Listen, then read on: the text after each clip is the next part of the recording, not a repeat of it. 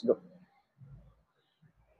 So what's up? Kumusta? Ayos ba tayo dyan? So nandito tayo ngayon sa may Microbike San Rafael branch para sa update natin dito sa motorcycle na to at nakita na rin natin ang kauna-una nilang FI. Ito yung Microbike EXO 150i. So umpisa na natin yung walk around at tingnan natin kung gaano nga ba kasulit itong motorcycle na to. So tara, samahan nyo ako. Ayos na ayos siya.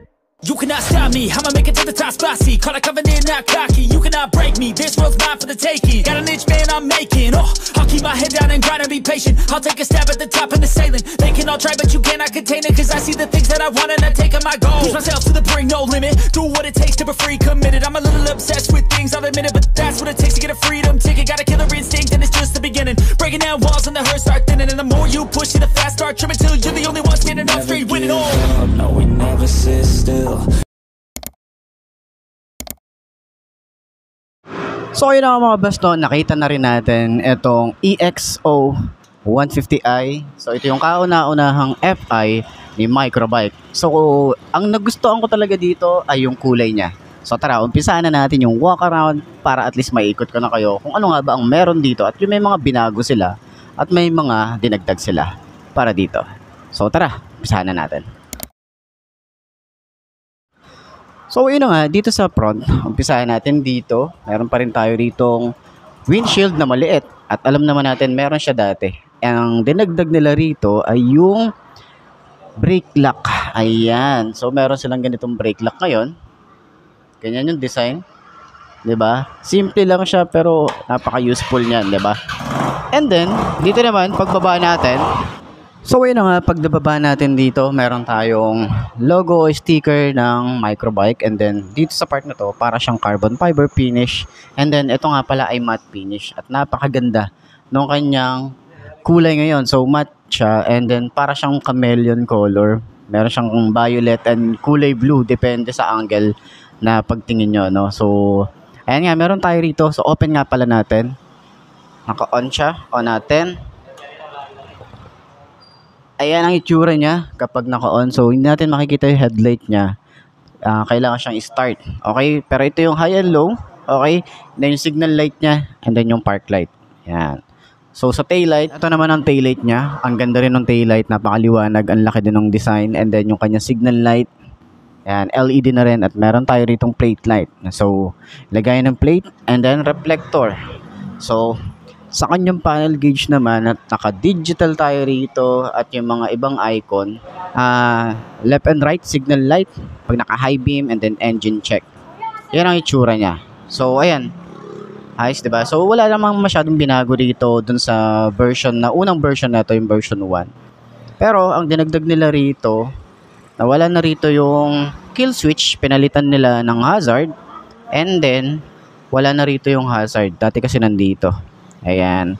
So, meron tayong on and off ng kanyang hazard, kanyang park light and headlight, and off, electric starter, and then yung grip niya makapit. Sobrang kapit ng grip na ito. Tapos mababaw lang din. And then yung lever natin dito is smooth naman, and then medyo malapad siya. Dito naman sa side, meron tayong high and low. Ayan. Busina. Okay, busina check. Ang lakas ng busina na ito. Ang lakas ng busina. So, signal light. And then yung kanyang rear brake. Ayan. So maganda yung grip niya. Sakto-sakto lang sa kamay natin. Pagbaba natin, off muna natin. Nga pala yung kanyang ignition is same pa rin naman dati. So dito pa rin binubuksan yung ating seat. And then meron siyang shutter lock dito. Ayan. Okay. So meron pa rin tayo rito side pocket. Meron tayong utility hook, and then meron tayo ritong USB charging port, and then meron tayo ritong type C, and then yung USB na ordinary na nilalagay dito. Ayan. So at least, di ba, dalawa yung pwede nyong i-charge. Okay.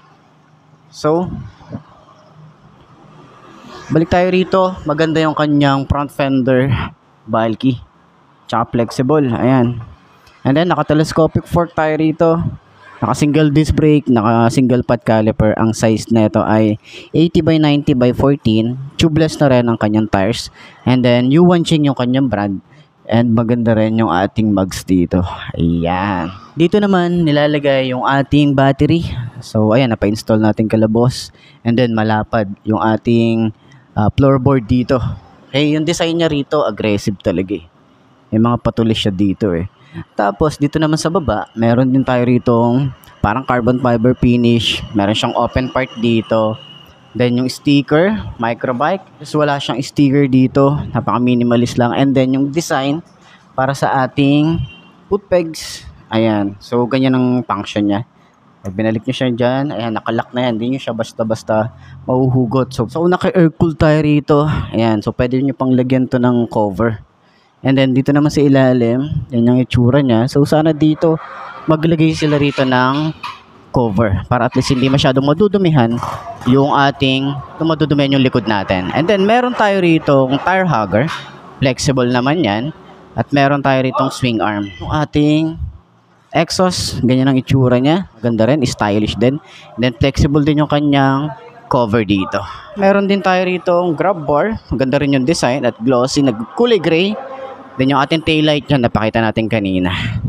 So, naka-monoshock tayo rito at yung size nga pala ng ating gulong ay 90 by 90 by 14. So, naka-drum brake tayo rito. So, dito naman sa panggilid natin, stylish din siya. At napansin natin dito, wala tayo ritong kickstart. Ayan, compare dun sa unang version na meron siyang kickstart. And then, kagandahan din, meron pa rin tayo ritong side stand kill switch. Ayan. So, ito yung mga sticker niya. Ito lang yung sticker na meron dito. Ayan, kaya napaka-minimalist ng kanyang sticker. Itong design nila. So, yung upuan, maganda yung upuan. Napakalambot ng upuan. And then, meron siya mga stitches dito. Hanggang dito, malapad din. Tapos, yung seat niya. Press natin yung seat. Okay, ayan. Yan yung compartment natin dito. Wala tayo ritong helmet hook. Pero kahit papaano, meron tayo mapaglalagyan dito ng mga gamit natin. At napakalinis lang nung kanyang gas tank. So, try naman natin sakyan itong motorcycle na to. So, tara. Samahan nyo ako. Sakyan na natin. At kung abot ba ng 5'2" na kagaya ko. Ayos yan. Be ready to fight and be ready to kill. You cannot stop me, I'ma make it to the top spicy. Call a covenant, not cocky. You cannot break me, this world's mine for the taking. Got an itch, man, I'm making. Oh, I'll keep my head down and grind and be patient. I'll take a stab at the top and the sailing. They can all try, but you cannot contain it. Cause I see the things that I want and I take on my goal. Push myself to the brink, no limit. Do what it takes to be free, committed. I'm a little obsessed with things, I'll admit it. But that's what it takes to get a freedom ticket. Got a killer instinct and it's just the beginning. Breaking down walls and the hurt start thinning. And the more you push it, the fast start trimming. Till you're the only one standing up straight, winning all. No, we never sit still. It's time to stand up, time to take the red pill. So ayan, unang upo para dito sa my microbike EXO150i. Side stand muna natin. Okay. So ayan, ganyan ang itsura niya kapag naka-side stand. So 5'2" ang aking height. Tingnan natin kung gaano nga ba siya ganda. Ayan. So medyo tingkadang naman tayo rito. Kasi nakapabukaka tayo rito eh. Pero ang gaan ng motorcycle. Lambot ng shock. Yung front shock, ayan. Malambot siya. Sa likod, malambot din. So ang kanyang turning radius, malawak din. Kaya ang itsura niya. Di ba? So sa mga nagbabalakbuhan na ito, isipan nyo na. Di ba? Bagong FI ni Microbike. And tingnan nyo naman, maluwag yung ating gulay board dito. So, marami tayong may ilalagay ng mga gamitin dito, lalo kapag naglo-long ride tayo. So, ayan, ganyan. Lambot ng siya ko. So, ayan, para dun sa lahat ng mga gustong kumuha ng ganitong motorcycle, pwede silang kontakin dyan. Sa screen nyo, ilalagay ko yung contact number nila. And then, sa mga nagbabalak din, meron din silang Facebook page. Comment nyo na lang kayo or mag-message na lang kayo sa Facebook nila. So, ayos na ayos siya. Center stand natin, kung gaano nga ba siya ka-smooth center stand. Napaka-easy lang yung center stand. Ayos, diba? So, yun ang mga bas, no? Sa lahat ng mga nagtatanong kung magkano nga ba ang ganitong motorcycle. So, ay nagkakahalaga ng 58,000. So, sa tingin nyo, sulit nga ba kapag kinuha nyo ng cash to? So, para naman doon sa mga kukuha ng installment, pwede nyo makita yan sa screen nyo kung magkano nga ba ang down payment at yung kanilang months para at least meron kayong idea kung magkano nga ba ang ganitong motorcycle. Kapag kinuha nyo ng hulugan, at pag kinuha nyo ng cash. So, ayun.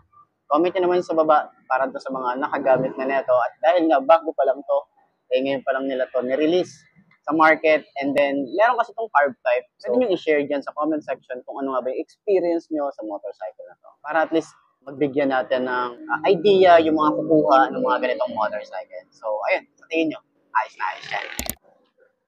So, yun na mga boss, no? Ito na ba ang motor na babagi sa'yo? Kung ito na nga ay markahan mo na at mag-subscribe ka na sa aking YouTube channel, i-click mo na rin yung notification bell para updated ka sa lahat ng videos na upload natin dito araw-araw. So, lagi yung tatandaan, wala sa brand ng motor ang tatagal niyan. Hindi na sa pag-aalaga mo yan, tatagal yan. Ayos na ayos yan. So, kita ka na lang ulit tayo bukas. I'm Mark D. Ciao. Maraming salamat sa inyo. Babush.